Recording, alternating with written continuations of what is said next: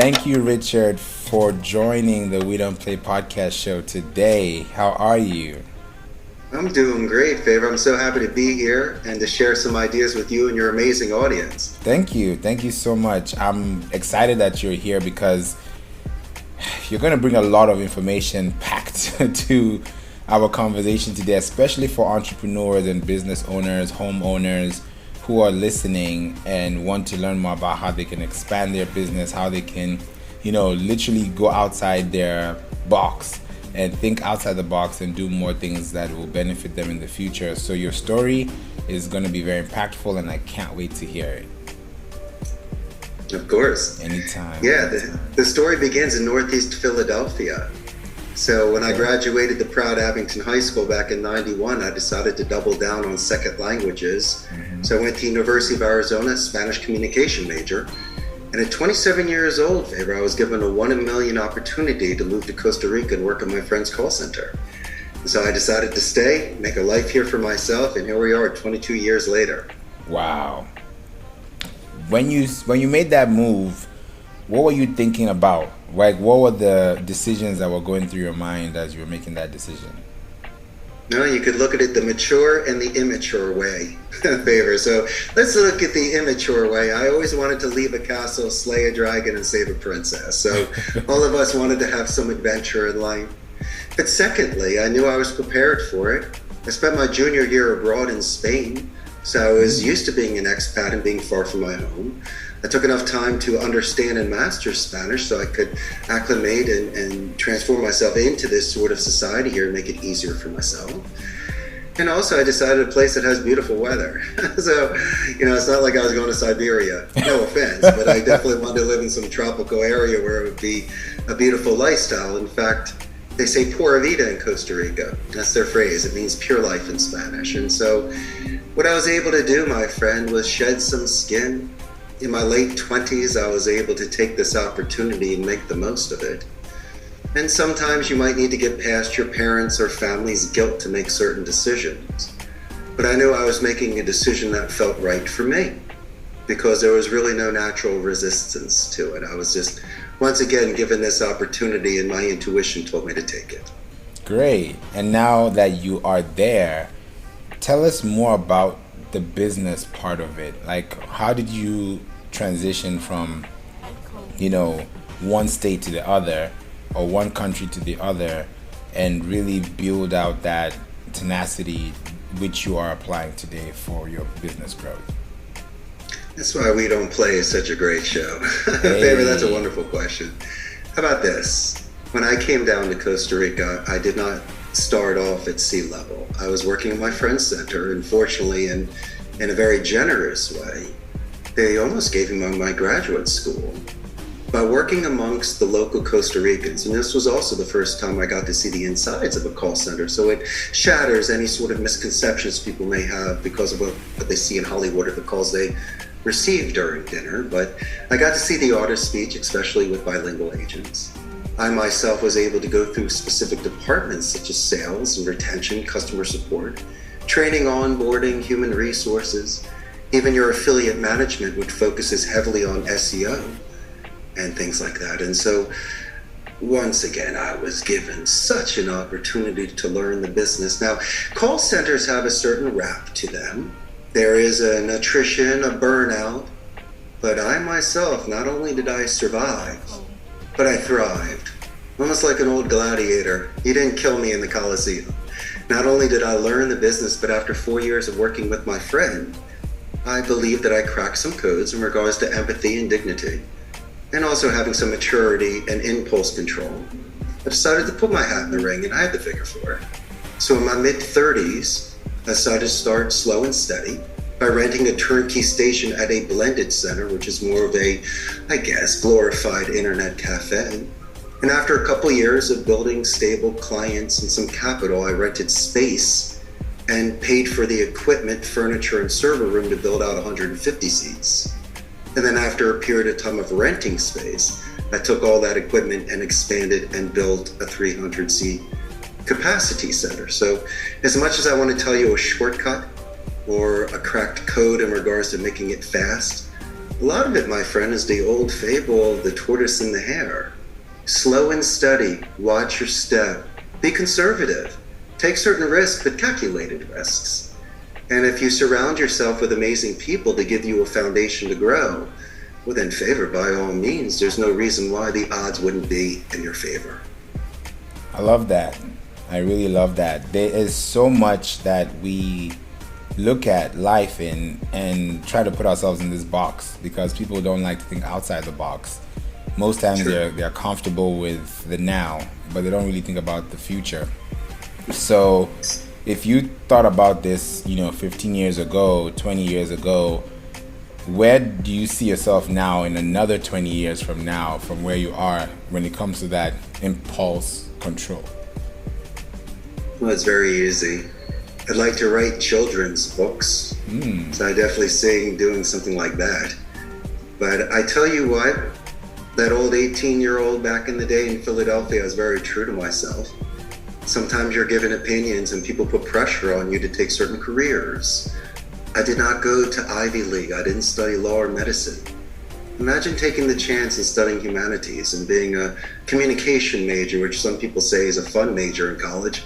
Well, it definitely was. But it also prepares you for public speaking like you're doing, Favor. Yeah. It gives you a chance to study controlled focus groups on the sort of reactions people have on actions in communication. And so what it really did, my good friend, was enabled me to build my self-confidence and self-reliance. So in college, I interned for Telemundo. I did a lot of work there on television and public speaking. And so these are the sort of things that you gain momentum. And what it does is, instead of being nervous about something new, you should always be on your toes. But you can always fall back on your experience and all the times that you won. And so if anything of nothing, use that in order to give you some sort of positive reinforcement, to put your chin up, shoulders back, and chest out, and really represent yourself in the best light. I love that. I really, really love that. One of the things that also strikes my attention when you talked about this is interpersonal soft skills. Like, there's the hard skills we know about, and then there's also the soft skills. Could we touch a little bit on the soft skills part and maybe a little bit on the hard skills, on how somebody can improve that? Because not everybody has a chance to go back to school and learn communication, but they have a chance to improve on themselves from where they are currently. So how does someone manage their hard and soft skills for a better soft landing, if that makes sense? No, my good friend, that's a very delicate subject.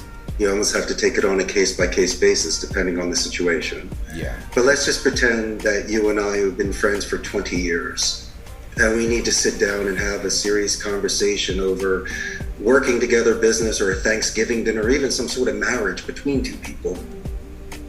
I always believe that authenticity and sincerity work the best because you're consistent. Because if you try to be something else, you're going to get caught, and then it's going to ruin anything. I'm always engaged in extremely attentive, active listening, because there's a very good chance you're going to tell me something to clarify a misconception, or something that I believe could be true could be way off base. And instead of showing my cards, somebody could explain it to me that I just might have not been focused at that moment. I believe that people should be given the luxury of time. Unless there is a sense of urgency, the greatest thing you and I can do, Favor, is to sleep on it, write a draft, not send it, work out in the gym, take a walk, and then the following day, there's a very good chance when the dust settles that you and I can readjust our tone and find the priorities. There's never a rush. It depends on how important the relationship is to somebody. And I think that if you speak second, there's a very good chance a lot of your questions will be answered for you. But it's very important to give the person time and to show them respect. But here's something, my friend. If someone is confronting you in an aggressive way, face to face, let's just say, I believe there's two types of people. You have energy givers and energy suckers. When it's a good friend and you look in their eyes, all it's doing is filling your tank with happiness. But there's also the Medusa stare, that can turn you to stone and kill you. Yeah. And so I think if somebody is really laying out on you, and you got to take it, The best thing is to do is to look at them in the unibrow section, right in between their eyes. Gives the impression that you're looking at them, still tilt your head and nod and do your facial expressions. It's not going to suck the energy out of you. And it'll give you a chance to find your composure, breathe, and when it's ready to send something back to someone, you could possibly, once again, capture the negative tone, do a name drop, maybe acknowledge that it was an excellent question, repeating the question to show active listening, and then sending it back to them in a positive way. In fact, that's one of the techniques that I talk about, my friend. It's called the buffer boomerang technique. It's strategic, it's diplomatic, it's not lying. It's just being in the moment, and think of it as a boxer. You're just really focusing on a 30-second to a 2-minute interaction in order to clarify and put it to bed and move forward. That's all you need to do. And if you have that, you'll have balance and focused structure on your conversations. That's a good one. I like that buffer boomerang that you mentioned, because I told you I was going to bring you some good stuff today. Yeah, I love that. It also shows that there's a lot of strategy involved when it comes to communication, because if you ask a question, how do you get that response back? And that also comes in line with like gamification, because when you think about expressing yourself, there's sometimes people like to express themselves and then they use that expression in a different form, and that form could be I'm thinking a form could be a poll, a survey, a review, a question, maybe a tap in, what do you think about this? And then your feedback really helps someone understand it. But sometimes people are afraid of giving feedback because they don't know what the other person may think, and they would rather reserve that information to themselves. So how do you get it out of someone when that is the most important asset for something that they're trying to consider going forward? Fear is a morbid anticipation of something that hasn't happened yet. Hey, favor, if I have some mustard on my face, my man, you better tell me. I don't want to find out through somebody else. Right. So I think if you really care about somebody's balance, you'll hold their bike until they get their balance, and then you let go. And a real friend is somebody that calls the balls and the strikes, the good and the bad. That's when you know you have a real friend with you. They'll tell you you don't have enough gas money to get home. You don't want to run out of gas. That's a real friend. And so for someone like myself, I like to put things in perspective. I believe that if you learn a second language, it's 10 times harder than any sort of telemarketing project I can put you on. But you were mentioning vocabulary earlier, and you do have an extensive vocabulary. I listen to a bunch of your shows. I love the thesaurus because if you have a writing block, it can give you additional similes. And also, we were talking about earlier expressions. I believe that expressions could be adjusted. For an example, instead of saying I prefer words like guide, assist, and lend a hand. Same message, different delivery, but it could be less of an impact on someone's ego. And instead of telling someone, excuse me, what did you say? It's for my clarification, for my edification. These are some of the bedside manner soft skills, swords that you would say we fall upon in order for us to make sure conversations move forward, not to offend somebody. And even if a dog's barking in the background, bad cell connection, that's our issue. I don't want you upset at all. And if a dog is barking, I do love dogs. I'll ask the dog's name, what breed it is, and inadvertently and passive-aggressively favor what I'm doing is letting you know the dog is killing the call and to please put it outside.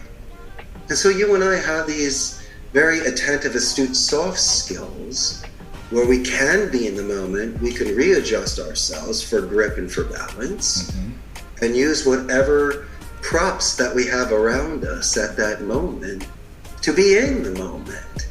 And actually it shows more authenticity. You're more of a painting instead of a print favor because you are asking about the dog. You are complimenting the wife that passed the phone call to you to be able to speak to somebody. You're really showing the extra effort on the way that you and I were raised by our family, which I think initially, my friend, will separate us from anybody else that's bidding for their business. 100%.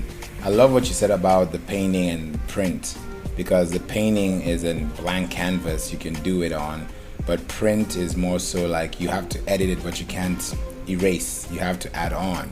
So That's right. there's so much that goes into that. And for entrepreneurs who need help with negotiation, because that's usually a big part of, you know, closing deals, whether you're in real estate or you're in business.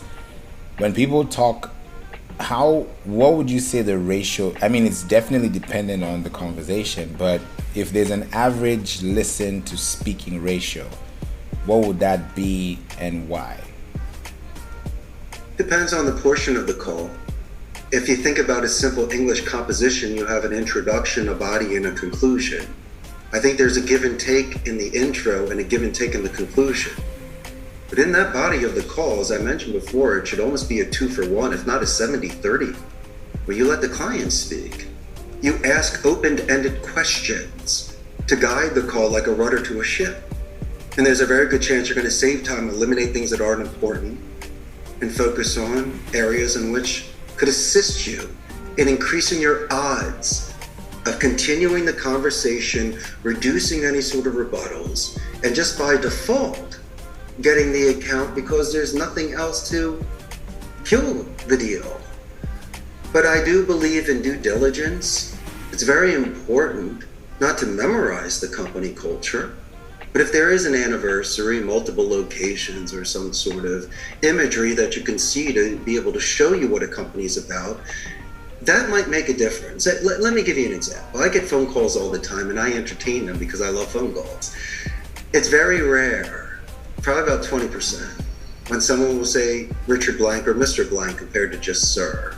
So they're not even researching my company. You just got to Google me or go to my website. I'm right there. But if someone mentions my pinball machines or my jukeboxes, you get free 3 minutes. It's almost like recess. You can do whatever you want. It's yours to lose. You can buy another time if you're good. I'll keep giving you time. But I will literally give you that time to introduce yourself, pitch your product, ask me any question you want, because you just showed that extra interest on what you know I love. And so to me, I think that you're just really, it's yours to lose. I really want to give you the business. And that's all you needed to do. And when I used to do selling for real estate, and you get the chance to look at someone's home on the MLS, you compliment the crown molding or their sport court or their kitchen, and you really take the time to talk about their likes because they're giving you tell signs, they're showing it to you. You're supposed to compliment women's hair, nails, and shoes. Come on, pay attention. And so you can tell when your best friend gets something new. You say, hey, that's an excellent looking watch. Or you can tell when somebody is proud of something. And obviously you take the time to notice it. And my friend, those are the sort of things that I can tell the same story 5 times, 10 years from now. And when the client speaks with me, they know what they get. There's no surprises. But I tell you what, when I compliment half the people that pick up the phone before transferring to you, I say it verbally and I do it in writing. And when I call your company back, I get a hero's welcome. So all that really does, Favors, takes me from a half court to a foul line shooting percentage. That's beautiful. That's beautiful. I think that also helps a lot of people to know what kind of steps they need to take in their business, in their life, and also what kind of support are they giving the people they're connecting with. Because when you talk to people, it's based on customer acquisition, of course, and then customer retention, which comes with the customer support. And that customer service you give people determines whether they're going to come back or not. Like, you know, with Chick-fil-A, they always say my pleasure, because you know what that means. If you hear my pleasure, you know, you don't even need to say the word or the brand to know where that's coming from. So if people want to create that kind of, I won't call it gamification, but I'll call it representation or that mantra, how does someone do it consistently, like you said, 5 times over 10 years and keep doing it without sounding redundant? I look at it many different ways. First is, if you can't master this level, how are you going to get to the next one? That's number one.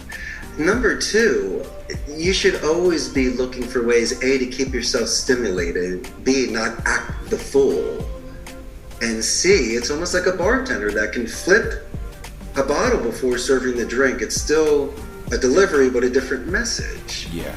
And so maybe my suggestions would be, instead of saying sir or ma'am, to use people's last names. Okay?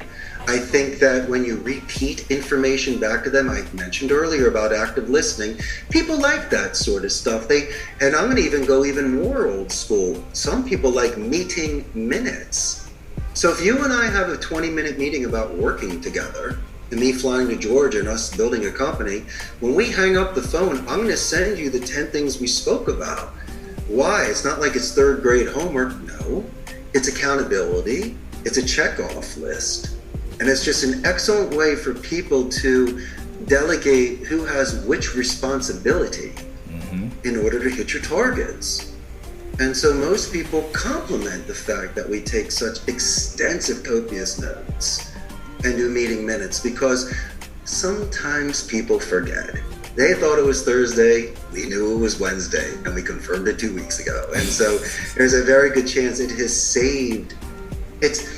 You know what that is? Favor, it's a prevention instead of a cure.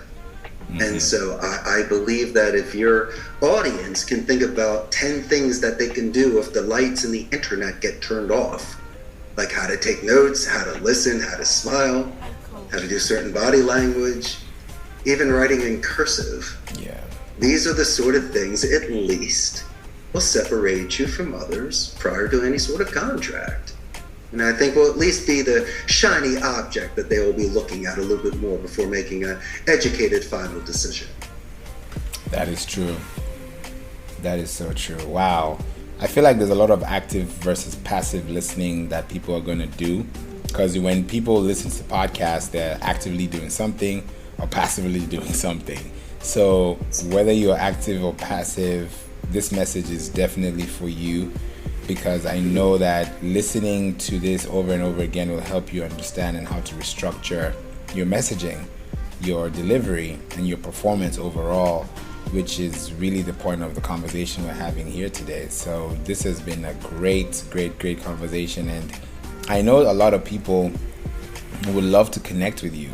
You know, wherever you are in the world, I know you may want to give a call or send an email, or just say thank you for being here. You know, that's really the least you could do. So if they have those options available, what would those options be? Well, there they can buy a first-class plane ticket and come visit me here in Costa Rica. That's option number one. But number two, I encourage them to look up my Facebook fan page, Costa Rica's Call Center. We have 105 local Costa Rican Ticos there, and it will give your audience a solid pulse on the business process outsourcing industry in Central America. When this goes live, imagine the thousands of new fans you'll have. Now, real quick for your audience, we're north of Panama, south of Nicaragua. We're the only democratic society in Central America. There's no standing army here. So they put all that money back into education. There is a 95% literacy rate here. You have the best infrastructure in Central America. We're also known for ecotourism. Companies such as Amazon, HP, Intel, and Oracle are here. And also medical tourism. But if you love surfing and zip lining, waterfalls, butterflies, iguanas, and monkeys, this is definitely the place to be, and I got 1,000 suggestions for you. So hopefully the next podcast we do, Favor, is going to be here in Costa Rica. Oh yeah, definitely. I would love to do that. I've never been, and that's also definitely something I would love to experience, because you have to travel the world. You can't be in one place all the time. You will never know what the world is because you're living in your own bubble. Hey, collect moss. You got to be a Rolling Stone. You know that. Exactly. I love that analogy. That's a good one. That's a good one. Wow. Thank you so much, so much, Richard, for being on the show today and joining the We Don't Play podcast show. And definitely we'll bring you back here, as you said, you know, God willing, so that you can just tell us more about, you know, the experiences you've had. And you might have motivated someone to go to Costa Rica because they probably never heard of it the way you just explained it. So It's a good feeling, and I love the way the podcast just takes its own route. So thank you so much. I really enjoyed my time with you today and your amazing audience. Thank you so much. I appreciate you. Until we meet again, we'll definitely speak again, but bye for now, and definitely we appreciate you. Thank you.